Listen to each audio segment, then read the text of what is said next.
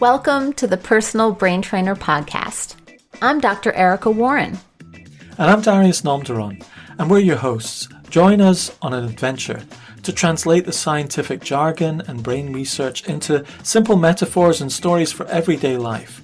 We explore executive function and learning strategies that help turbocharge the mind. Come learn how to steer around the invisible barriers so that you can achieve your goals. And this podcast is ideal for parents, educators, and learners of all ages. This podcast is brought to you by Bullet Map Academy, and we have a free dyslexia screener app called Dyslexia Quiz. It's fun, engaging, and interactive app. Try it now. Just search for Dyslexia Quiz on the App Store and see how your scores differ from your friends and family. This podcast is brought to you by GoodSensoryLearning.com, where you can find educational and occupational therapy lessons and remedial materials that bring delight to learning. Finally, you can find Dr. Warren's many courses at LearningSpecialistCourses.com. Come check out our newest course on developing executive functions and study strategies. Hey Erica, I'm excited about this podcast. What are we talking about today? We're going to talk about whether you have ADHD and also whether it impacts executive functioning. I'm excited because when you say whether you have ADHD or not, we're actually going to talk about whether I have ADHD or not, and whether you as a listener have ADHD or not. And the reason we brought this one up, Eric and I were talking about it, is that I'm having a little bit of deja vu here because I was identified with dyslexia when I was 35, the second time I went to university. And at that time, I was kind of like, yeah, I might be slightly dyslexic. You know, is it such a big deal? No, not really. Then I go to university, I get identified, and then I realized that the assessor's like, actually, this is getting in the way of your learning. And you need to find strategies to be aware of it. And then I was like, oh, wow, I can learn from the likes of Richard Branson with dyslexia and other different techniques and so on. And it really woke me up to things that were getting in my way that were invisible. And I'm having the same kind of thing going on with ADHD right now because I'm not formally identified with it. But I'm seeing some of the traits. My wife's telling me, I say, I wonder if I've got ADHD, and my wife is like nodding her head very intensively throughout. Maybe my daughter has as well as dyslexia. So first of all, I think we need to clear one big myth up, which sometimes people think if you have dyslexia, you can't have ADHD. And if you have ADHD, you can't have dyslexia, but you can have both at the same time. And that's a biggie. And actually, there's a lot of people with dyslexia who also have ADHD. And I mean a lot. I mean, we're probably talking somewhere between 25 and 40% of people with dyslexia probably have ADHD as well, whether they know it or not. And I might be one of them. I probably am. So let's talk about it, Erica. How do I know if I've got ADHD or not? And what effect does ADHD have on executive functioning skills is also the core question here. If you do I have ADHD? And does it affect and impact executive functions? Yeah, why don't we start there? Because I think that's a really interesting question. And I think the important thing to understand is that attention is a piece of executive functioning. And it's funny, I initially thought, well, I guess it resides under inhibitory control because individuals with ADHD have a hard time inhibiting all the things that are going on around them, and their attention tends to switch from topic or subject or environmental thing that's going on around them. So I was like, oh, it's got to be inhibitory control. However, I think we also have an issue going on in many cases with people with ADHD, and I think it does depend on the different individuals, but many of them have a difficult time with cognitive flexibility. So they might hyper-focus on something and have trouble moving from one task to the other. Yeah. And then, of course, there are those that have ADHD that have some working memory issues. Yeah, so this is an interesting aspect of this whole conversation, which is co-occurring issues, co-occurring differences, or co-occurring difficulties. So often, if you have dyslexia, for example, it's primarily around phonological processing and other processing difficulties, numeric processing, etc. But you can also have a smaller working memory, which isn't technically part of dyslexia, but it comes often, most of the time, as part of the package of dyslexia, a difficulty, a smaller working memory. And likewise with ADHD, there are other things that come with the package as well, which aren't necessarily ADHD, but associated. Like, you could have a smaller working memory plus ADHD. ADHD doesn't mean you have a smaller working memory. It's not part of the definition of becoming identified as ADHD, but it can compound your executive function. So it's just interesting to sort of realize that one category doesn't necessarily define a person's thinking approach. However, you could also think about it this way. If you have a hard time sustaining attention, then you could also have a hard time holding on to that information and manipulating it, which is what working memory is. So They are definitely related, but you're right. They're not mutually exclusive, for sure. Yeah, I mean, if we go through what we've been talking about, the three main themes in executive function throughout this podcast, we keep touching them, are working memory, inhibitory control, and cognitive flexibility. Or in layman's term, working memory, capturing information. Inhibitory control, focus, and cognitive flexibility, adapting. And shifting. Mm-hmm. Shifting, yeah. So capture, focus, shift are kind of three core functions of executive function. Or actually, I was thinking of them, if I were to categorize them, in three ways. There's what's coming into your mind, which is capturing information, working memory. Then there's the inhibitory control, which is focus, what you do when you're processing information and thinking through stuff. And then there's acting, sort of responding and acting out in the world, which involves cognitive flexibility. It's like how you dialogue with reality and adapting cognitively, flexibly to the reality of what's in the world and the reality of what's within your mind, and that cognitive flexibility. So there's really the in stuff coming in, there's how you're processing inwardly, and then how you're adapting to the world outside. I like that. It's an interesting metaphor, and it reminds me of a camera.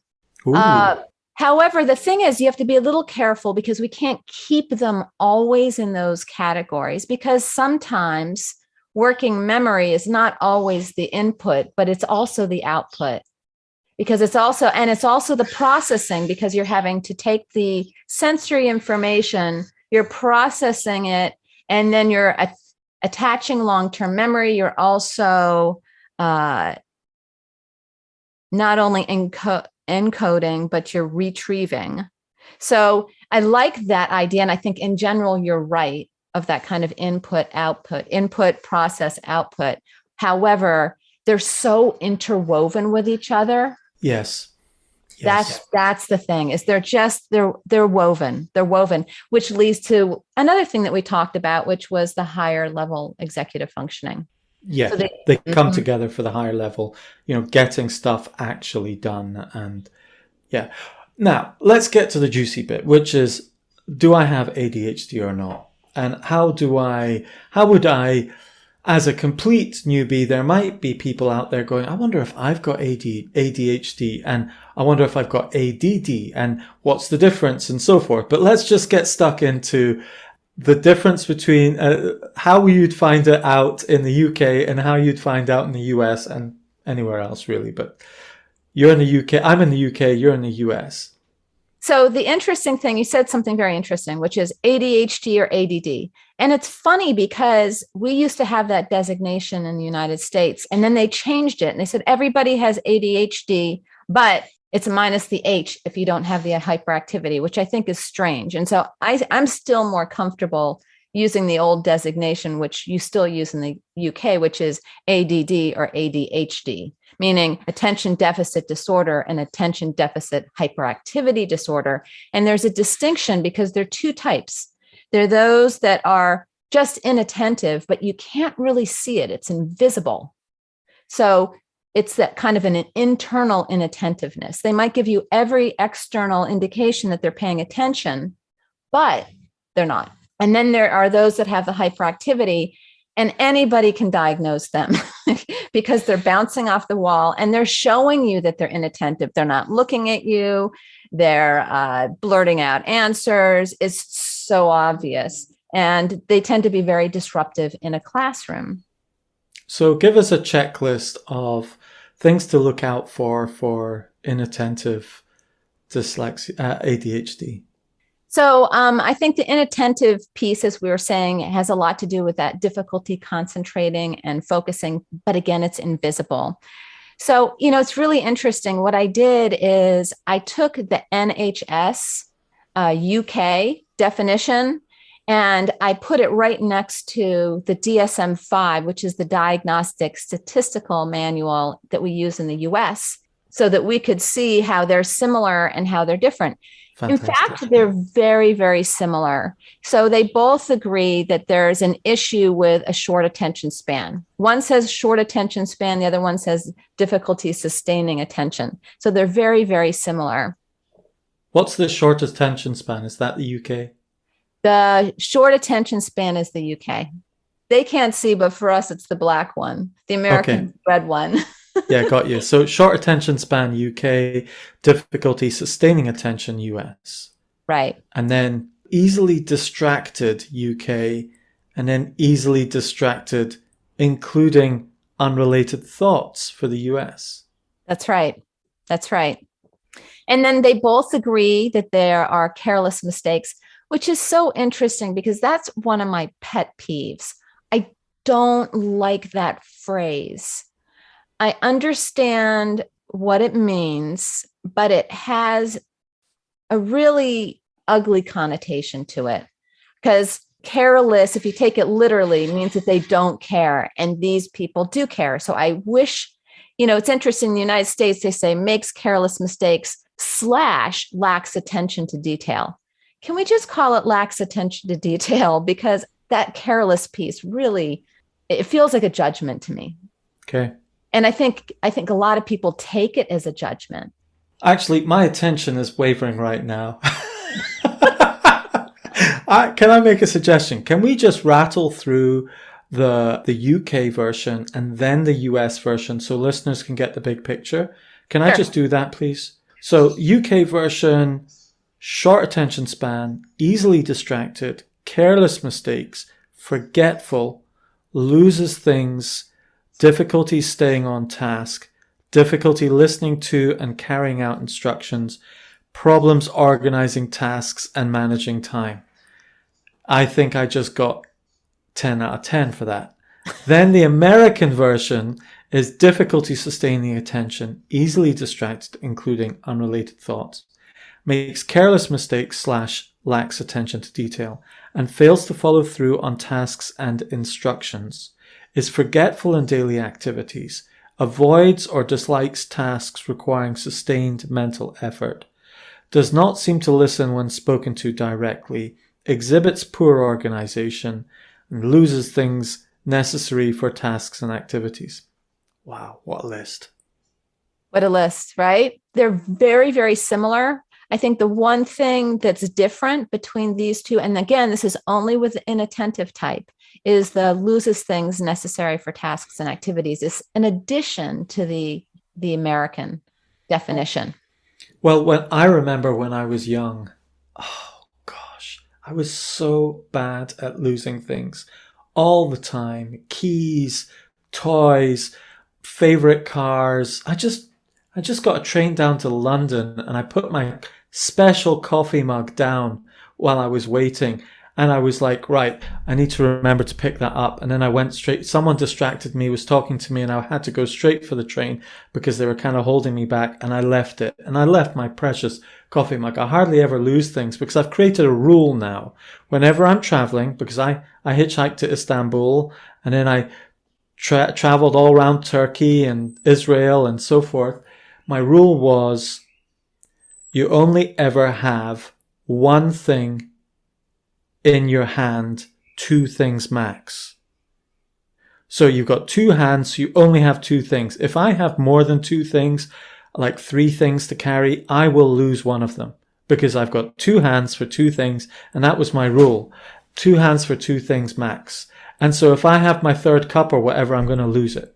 So let's go ahead and move on to the symptoms of ADHD, or basically ADD with the hyperactivity. So can I clarify?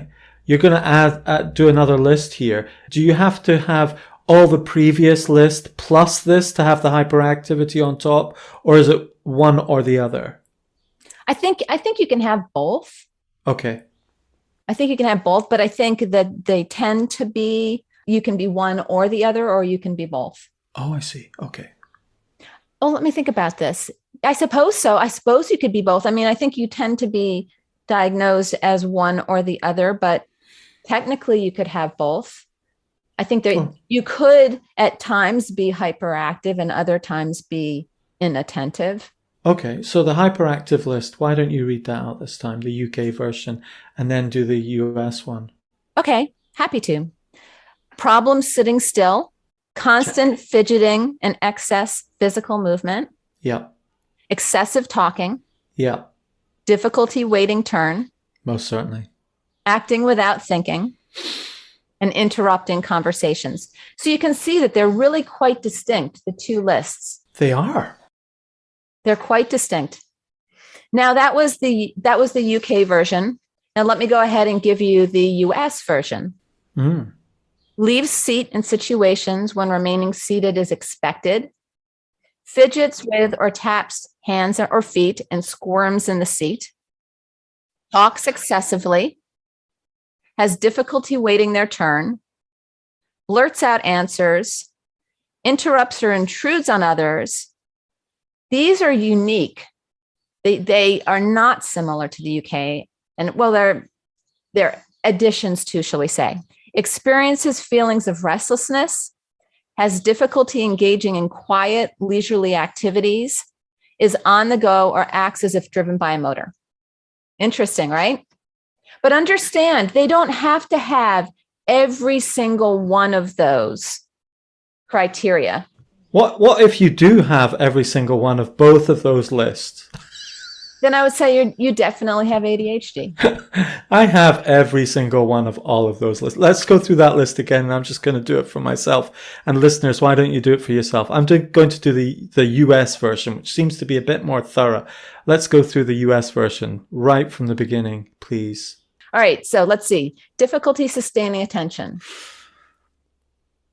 Well, actually, when I think of it, is it kind of age dependent? Do you get better as you get older? I've got better as I've got older, I would say.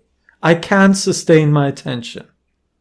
It's because you're using strategies. And right. Yes, as you get older, it's quite likely. I think some people might get a little bit better. Some people might get a little bit worse. It depends on so many things. For me, as a child, I had really, really bad ADHD. But it turned out that I was allergic to preservatives. And once I got off of preservatives, it went away. Wow. So, it can be diet related. It can be environmental. If you have an intolerance to something and you have an allergen traveling through your system, allergens go through the bloodstream and can affect your attention. Wow. So, okay. There are many, many different root causes. So if the root cause is environmental or diet related, then you might not have had it when you were little and you could have it now, or vice versa. Oh, I think I had it when I was little. When people talk about, well, when I was young, I used to bite people on the leg. That's interesting. I was so hard to control for my mum. I used to run around like this devil, and I was so high energy, so hard to control. And my mum, I didn't do it all the time, but my mum used to say, you used to sometimes bite people on the legs when you were really young, and you were I found it so hard to take you out because you were just, so. So what was that all about? Do you have any recollection of biting people? Oh, I think I was like 3 years old or 4 years old or something. Well, that's good to know. Yeah, I wasn't like an 8-year-old biting people on the leg or whatever. I was like a little kid and just totally. What was that? What do you think the energy behind that was? I don't know. I probably did it once and it became a myth. It's probably like that. I'll speak to my mum and find out. But yes, so easily distracted, including unrelated thoughts. Is that one for you? Yes, easily distracted. Okay, next one. Makes careless mistakes, lacks attention to detail. Mea culpa. Another one, fails to follow through on tasks or instructions. Well, mea culpa, by the way, means I am guilty in Latin. Fails to follow through on tasks and instructions. A lot of the time, yes. And are you forgetful in daily activities? Yes. And do you avoid or dislike tasks that require sustained effort? Often, yes. Does not seem to listen when spoken to directly. Probably when you were little. Yes. And still now, like with my wife, for example, often I need to be doing something while she's talking or and like I may be listening, like we'll be having a conversation in the room and I go, just carry on talking, Joe. I'm going out the room to get something. I'm going to go and do this. I'm still listening. And then I come back in the room, carry on the conversation. I know it's a bit strange, but it's just normal in our life now that, it's like, just keep talking, I'm still here. I'm still listening, but I'm maybe not looking at you. I'm maybe not even in the same room. I'm jealous because my boyfriend has a hearing impairment and I'll often do that. Uh-huh. And I forget that if I'm not right in front of him and he's looking at me, sometimes he just doesn't even hear me. So I'm jealous of I don't have that luxury with him. But okay. Exhibits poor organization. Yes. Is that one for you? Yes. Do you know what? Well, you're hyper organized because it's hard. Yes. Well, I'm not hyper organized. I'm semi organized. But, like I would be a homeless bum right now if it wasn't for my wife. Very intelligent, very capable, but homeless bum.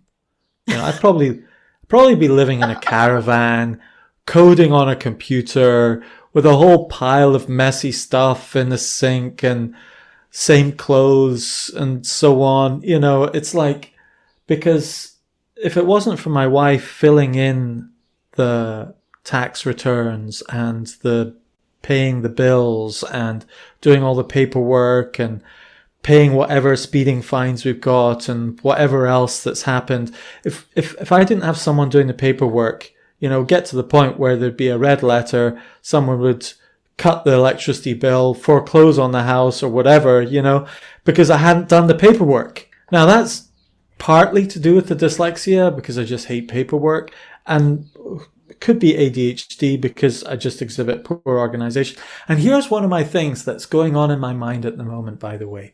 Dyslexia, ADHD. I know we've talked about that in a previous podcast, but I have a theory that some of the traits of dyslexia and some of the traits associated with ADHD are the same, but for different reasons.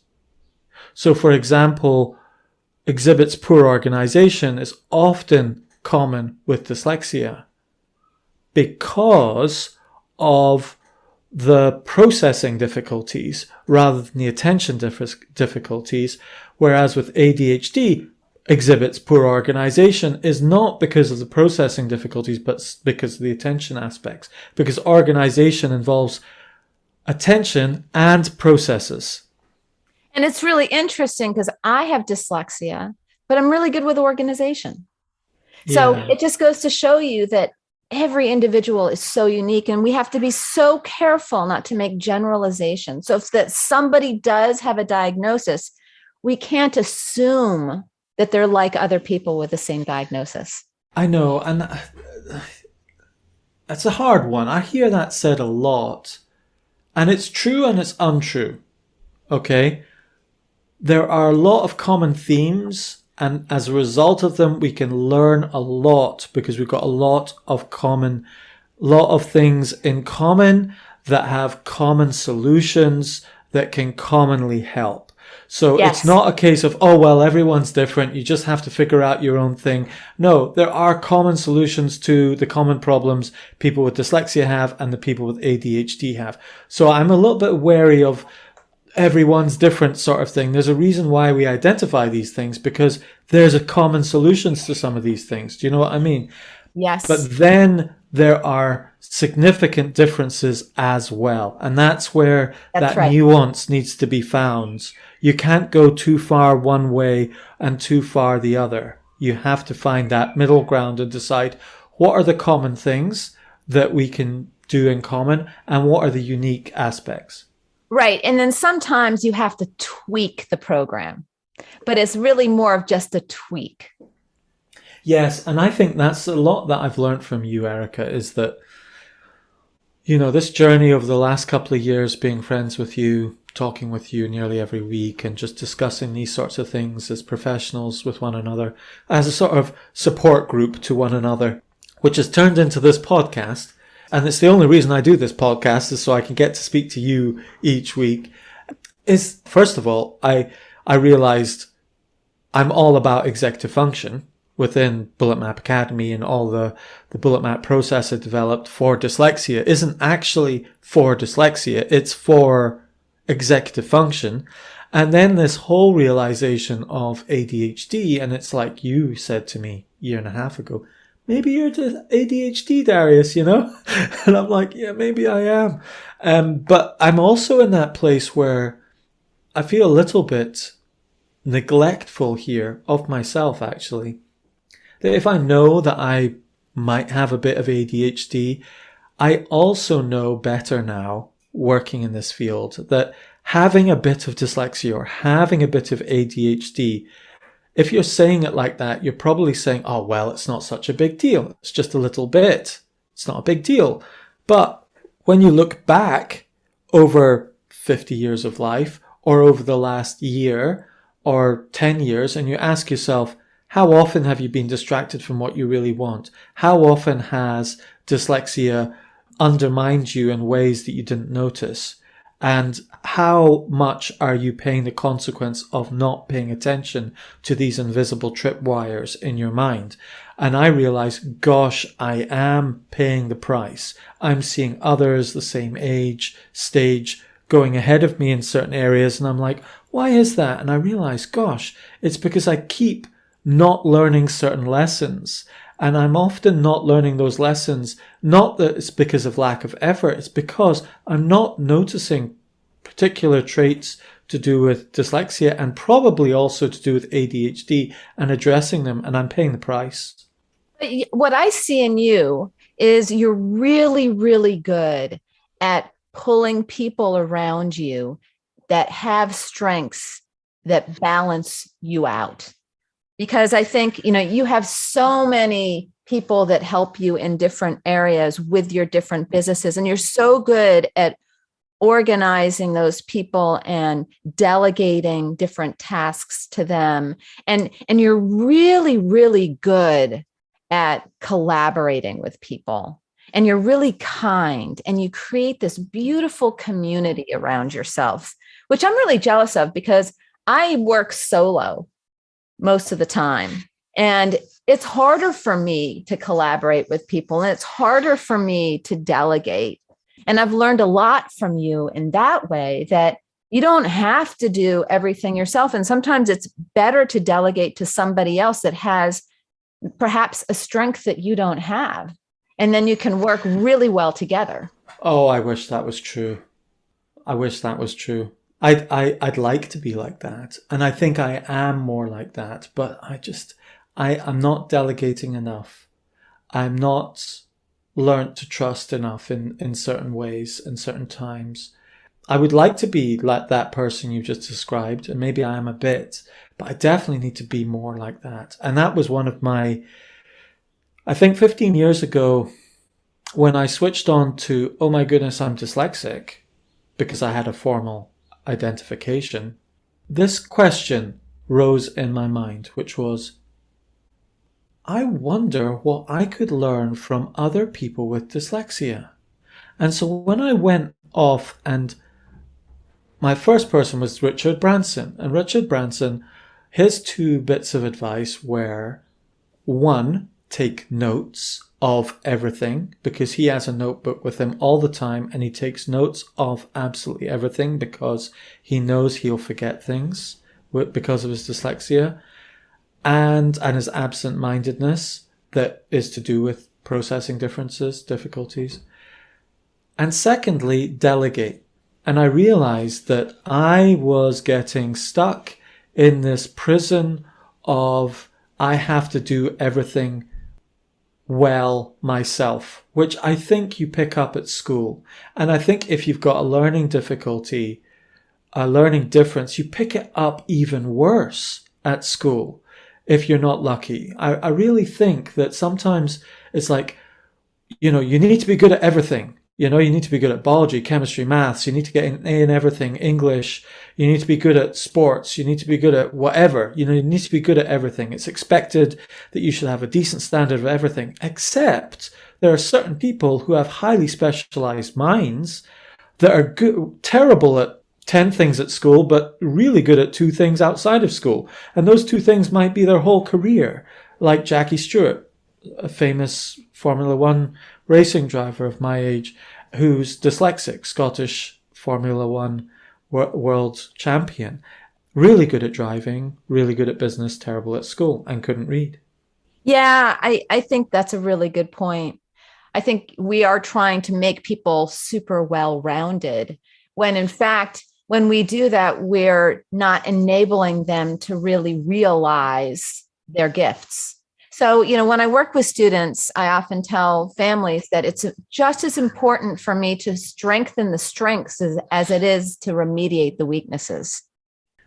Yes, and a big thing that I like to do with Bullet Map Academy and the Bullet Map process is to use your strengths to address the weaknesses. So if you have, and we've talked about that in this podcast a lot, like just taking working memory as an example, you've got the phonological loop, and then you've got the visual spatial loop, or visual spatial sketch back in the sketch pad and the phonological sketch pad. And they're 2 separate channels, but they both can overlap and connect and create dual coding. So if you hear a word, you can then have a picture of the word, and they reinforce and dual code and connect with one another, and it reinforces that. And if you have a strength in the visual and a weakness in the phonological, then you can use the visual to strengthen the phonological, etc. I think that's just one example of it. Right. And I want to say to anybody that's listening to this podcast, please note that when you go and you get a formal assessment, it's not a quantitative assessment. It's really a qualitative assessment. So if you hear these symptoms, you hear the list that we've gone through, and you're just checking them off, and you're checking off at least 5 of them, then you can almost self-diagnose yourself, because that's basically what they're doing in these assessments. Is they're giving you just a checklist, and you're checking off things, and other people that know you well, perhaps if you're younger, a teacher or a parent, but it's really just a checklist. And then all of those boil down to whether you are checking off enough symptoms to be warranted a diagnosis. So I think it's really nice to know that if you're really listening to this and you are checking off in either one of those categories at least 5 symptoms, then yeah, you probably have ADHD. Wow. So can you go, I know you've done a little bit of work here as well, and you're an educational, you do these assessments too. Behind the scenes, what's the American rules? You've got some of the criterion rules given to professionals when they're making an ADHD identification. Give us a breakdown of that. Well, there are specific tests that you can take, and they are checklist kind of based. But typically, they need to have, as an adult, if you want to be diagnosed as an adult with ADHD, since I think a lot of the individuals that are listening to the podcast are adults, so I'm going to focus on that for a moment. You have to have 5 or more symptoms of inattention and or 5 or more symptoms of hyperactivity, impulsivity, and they have to persist for at least 6 months. And that's one key feature. Another key feature is that you have to have several symptoms, and that they had to be present before the age of 12 years old. Now, you can also have a late onset, as we were talking about, perhaps due to allergy or food or environmental. Yeah. And you also have to have several symptoms that must be present and that impact things like home, school, your work, your relationships, and in other activities. And then there has to be some clear evidence that the symptoms interfere with or reduce the quality of your social interactions or your academics or even your occupational functioning. So that's a big deal for adults, that has to have some kind of impact on your work. And symptoms do not occur excessively during the course of things like schizophrenia or other psychotic disorders. So some other disorders, mood disorders, anxiety disorders can look a little bit like that, but you have to rule out that it's not that. Okay, you said excessively, but you meant exclusively. So symptoms do not occur exclusively during the course of other disorders. Thank you for correcting that. Yep. And are not better explained by another mental disorder, mood disorder, anxiety, dissociative personality, substance. Okay. Yeah, so a lot of these traits can happen if you're maybe coming off drugs or you're really anxious about things and so forth. Do you know what? That anxiety thing's an interesting one, because I see this with dyslexia a lot. There's a catch-22. You can have dyslexia and then it creates anxiety. And then a lot of the traits are associated to anxiety and not dyslexia or ADHD. And you're like, am I looking here at just the fruit of anxiety, or is there a deeper root that is dyslexia or ADHD? And often it is caused by a root that is causing the anxiety that then shows up those traits. You know, it's interesting because anxiety, if anybody with a learning difficulty of any kind has anxiety, it feeds the learning difficulty, which feeds the anxiety, and they can get into this really vicious cycle. Yes. A little bit of anxiety is motivating, but too much anxiety blocks learning, blocks memory in particular. So when these kids get in a testing situation, which really tends to trigger their anxiety, and if it over triggers the anxiety, then they really can't access the information that they already know. Okay, so I'm going to pivot up a little bit here and just I'm asking, what do I do next? I follow a guy called Dan Sullivan. I really like him, who runs Strategic Coach, which is a coaching program for entrepreneurs. And he's ADHD. And I hear him occasionally mentioning it in his podcast. Also, very occasionally, hear him mention remembering to take his pills. And so I don't know if Dan Sullivan is taking ADHD meds or not. But, you don't get medicine for dyslexia, but you do get medicine for ADHD. And does it work, is my question. I think it works absolutely brilliantly for some people. And for other people, it doesn't work so well. Some people have side effects that are really unpleasant. There are different types of medications. There's some that are stimulants. There are others that actually change the chemical makeup of the brain. So what's important is that you work with somebody that really understands your particular situation. You want to rule out things like food, environmental toxins, because sometimes it's as simple as it was for me, is just getting off of preservatives. And then even later on in life, when I gave up starch and sugar and any kind of processed food, my cognition then took another leap forward. So having an organic, hyper clean diet has been extraordinarily helpful for my cognition. So you can deal with it naturally. A lot of people don't want to. They would rather just take a pill. But again, it's very much of an individual approach, and everybody has to really explore that for themselves.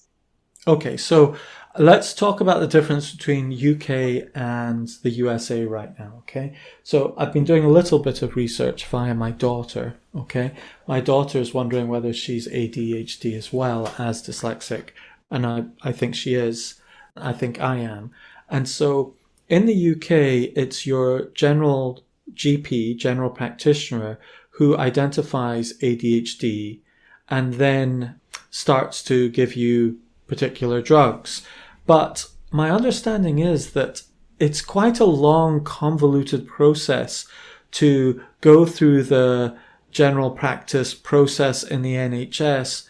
And so what I've heard is, and I don't know if this is true or not, so listeners, if you know better, email us and tell me, and this is not official, this is me as a punter exploring it for myself. But what some people do is they go to a private GP who identifies it as ADHD and then starts giving you drugs and finds the right levels for it if it works. And then if the GP finds the right level, then what they do is they refer you to your normal NHS GP and says, this is the drug level we've identified and I've identified as ADHD, and they're responding to this particular level of drug. Can they continue on in your care? And then the NHS doctor just takes it on and continues to prescribe those drugs and keeps you on that level. So it's a shortcut to just getting stuff done. And I'm thinking about going down that route myself. What's your take on that, Erica? Obviously, you don't know the UK scenario. Maybe you can talk a bit about the American scenario because in the UK, we don't have insurance providers in the same way as you do in the US. We just go to the National Health Service and we get free healthcare at the point of need, although there's often quite a few waiting lists. USA is different. What's the situation in the USA in getting some treatment? I think that it's similar in the sense that there are many options. You can follow the whole path of having a full comprehensive neuropsychological assessment, which warrants a diagnosis. Then you would go to probably a psychiatrist that would give you the appropriate drugs. And you always start on a very low level until you work your way up to a therapeutic level. You may have to try numerous different drugs depending on the individual. And, because of certain side effects or how it makes you feel or how it impacts your appetite, for example. But I think there are other people that go directly to a pediatrician. Some pediatricians will offer medications. And then there are other types of MDs, medical doctors that you can work with. So there is kind of a wide range of individuals that you can go to.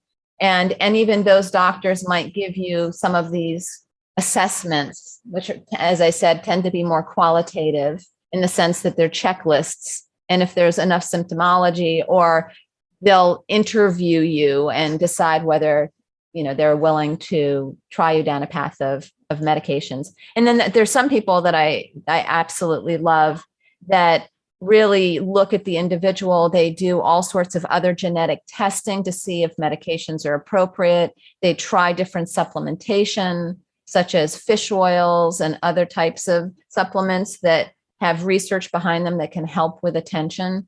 So yeah, there are many different pathways. I usually suggest to all of my families to try the natural things first, largely because I had such success with that. However, a lot of people like to go right to the medication. And for some, I've seen it to be a complete and total game changer, like where it took a child or an even adult that was barely functioning, and then all of a sudden they were doing incredibly well. They were having an enormous amount of success. But it's a huge continuum, and it's just it's a personal exploration. Yes. Yeah, this is a great conversation, Erica, and I think we need to carry on having some more conversations about ADHD in further podcasts, shall we? Yeah, perhaps, yeah. We'll see what comes up. Yeah, absolutely. I think going to an ADHD charity, an organization in your locality would be a good idea. I mean, I may be stating the obvious, but especially with dyslexia or ADHD, it's always useful to go to an international body for it and hear what the sort of straightforward mainline advice is on that as a good starting point, which is exactly what we've done here by going to the NHS guidelines and the DSM5 diagnostic criteria for ADHD. So, starting off with that and then working out is a helpful next step. And one really good organization in the United States that people can check out is CHADD. I don't know what the acronym stands for, but it's CHADD. And that's a really great organization to get started with if you want to find some more information about ADHD. Erica, it's been fantastic. I think that my takeaway, and I hope your takeaway as listeners, is that you can have both dyslexia and ADHD. And I have to say, I think I've attributed a number of traits to dyslexia when actually it's been ADHD. And again, like I've said before, you can have similar traits, but they're occurring for different reasons. Right. Like attention. You can be inattentive at school, not because you've got ADHD, but because you can't see the board and read the board. And so you need to go and get glasses and immediately become attentive. Now that's an absurdly simple example, but it's a real one. And likewise with dyslexia, you could be inattentive because you can't physically read what's on the board because it's all jumbling up, or you're getting confused with your working memory, reading a word on the board and then writing it down, and it's super slow. And then it seems like you're not being attentive, etc., or you're overwhelmed by it. So you can have similar traits that are caused by different roots. That's right. And also remember that, ADHD can be viewed under the umbrella of executive functioning, or if you think of it like a Venn diagram, yes, they overlap a lot. But I do have students that have both ADHD and significant executive functioning problems, or yes, would even be considered to have an executive functioning disorder. Yes, and that's an interesting distinction. And I think some people might be wondering often when people talk about ADHD, they immediately go to executive function issues. And I think the reason is executive function helps everything. It's like if you have strategies to help improve your working memory, any individual improving their working memory strategies will find their whole executive functioning process goes up a level. And executive functioning is core in our busy lives because it helps you get new stuff done. If you've got just normal habits and you're on autopilot and you never need to do new stuff, then executive function isn't that important. You don't need to take in that much information. You don't need to maintain your focus on different new things. You don't need to adjust your cognitive flexibility because you've just got your thing and you do that and that's it. But life's not like that anymore, especially in our modern age. And so everybody gets benefits from dealing with executive function. And absolutely. Including ADHD, dyslexia, and someone with executive function difficulties, and any other typical person. So executive function is often that go-to place where you get a lot of bang for your buck. Right, because it helps you to process, to make sense. And ultimately, when you get to the higher level executive functioning, doing these higher level processes like reasoning, which is really reasoning and problem solving and everything else. I want to share one last thing here to do with the UK. If you're in the UK, there's a grant that people with ADHD can get if they're in the workplace. And it's called the Access to Work Grant. Okay. And the Access to Work grant is a government grant. It's £145 million a year that's given out to people who are in the workplace who have workplace disabilities. And ADHD traits and dyslexia traits are classed under this. And so what they will do is they will give you a grant of somewhere between £1,000 and £3,000 a year to get training on workplace strategy coaching. They'll also give you apps that help with ADHD and organization and focus. And they'll also give you specialized training on how to use those apps. So it's really easy to get. You just call them up. And actually, I run a company called Dyslexia at Work, and it works for ADHD as well. Maybe I'm going to need to change it to Dyslexia and ADHD at Work. But Dyslexia at Work, where we help people stay organized with an iPad. And if you're interested in applying for this, just call me up or send me an email. And what I'll do is I'll call you and we'll spend 20 minutes filling in the online form so that you've got it in and you can get a response normally within about 3 to 4 weeks. But within 6 weeks, you get told whether you've got a grant of somewhere between £1,000 and £3,000. And if you've got ADHD, even if you're not formally identified, but just showing the traits, or dyslexia, or just showing the traits, they will give you this training because they realize how important it is to have strategies in place. And it means that you'll make more money, pay more taxes, or not become unemployed and claim benefits. That's why they do it. They've done the maths. So if you're interested in that, I'll put the link in the description below. You don't have to go through me.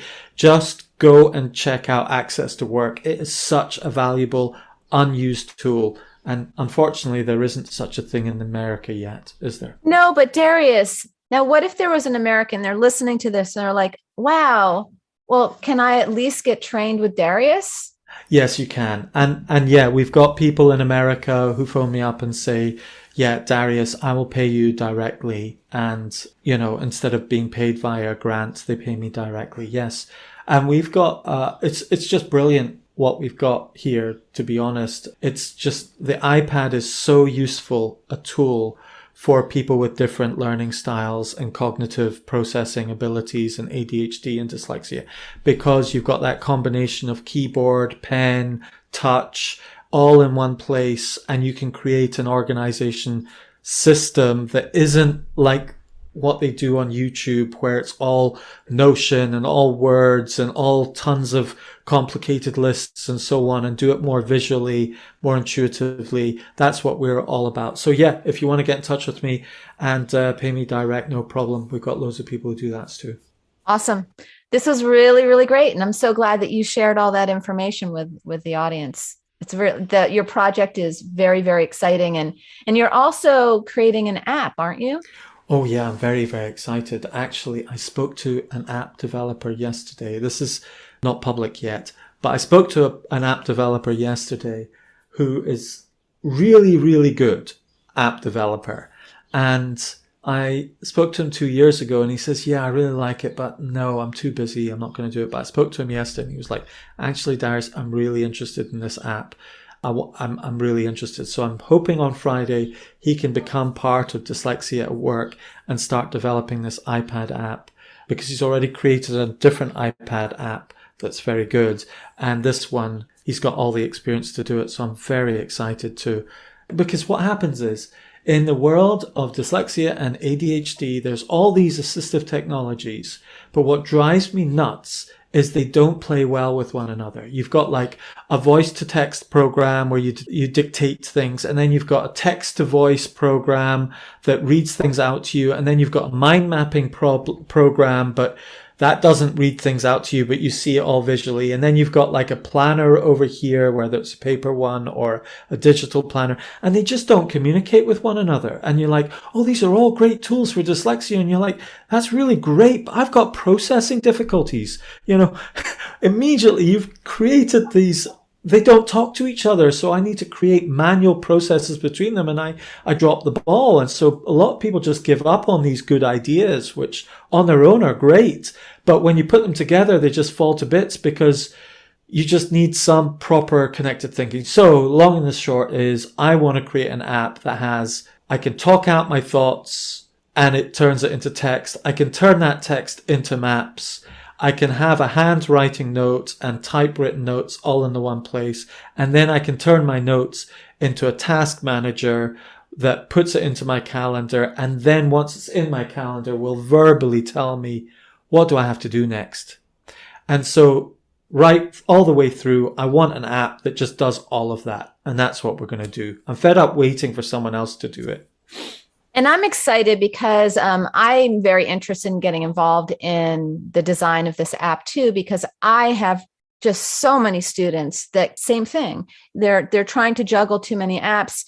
They like features of this app, they like features of this app and features of this app. And I want to help you to combine them all so that it can not only be supportive of those that are working, but students as well, perhaps in higher education, even in high school, so that they can just keep themselves organized. So it's a very exciting project. And I'm sure you guys will hear more about it in the podcast. Yeah, well, it might be that the news of it just trickles out week by week, month by month, year by year, because it's time that apps were created for dyslexia and or ADHD first, rather than it being a byproduct. Oh, instead of saying, oh, this is quite good for dyslexia, it's like, no, this is designed for dyslexia. We've put the right button front and center for you to press straight away, rather than 3 clicks down on a hierarchy menu where you get lost and you forget where it is and all that kind of assistive technology and so on. Instead of having assistive technology second or third, it's right at the beginning. It's like, where is the dictate button? Let me just make it red so I can just press it. Yeah, very exciting. Well, thank you so much, Darius. This was a wonderful discussion. We went all over the place, but it was all such valuable information. Yeah, I'm loving this, Erica. Thanks for spending the time each week and us chatting. And it's great that people are listening in on our conversations each week. It's fantastic to see how many of you starting to listen in. So please connect with us somehow. We haven't figured out how you can connect with us, but emails or messages or whatever, we've got to figure that out, Erica. Well, we both have our own websites, and you can find both of us. You just type in our names. We're all over the internet. Yeah, so that's right. We're on YouTube. We're on websites. So Facebook, Messenger, and we have all sorts Twitter. of links too in the show notes where you can find us as well. We'll put some links in the show notes to our websites where there's a contact us page. Sounds good. Erica, until next time. Bye. Bye. Thank you for joining our conversation here at the Personal Brain Trainer Podcast. This is Dr. Erica Warren. And this is Darius Nomduron. You can check out our show notes for links to resources mentioned in the podcast. And please leave us a review and share us on social media. Just take a screenshot and post it up on your social. And until next time, see ya.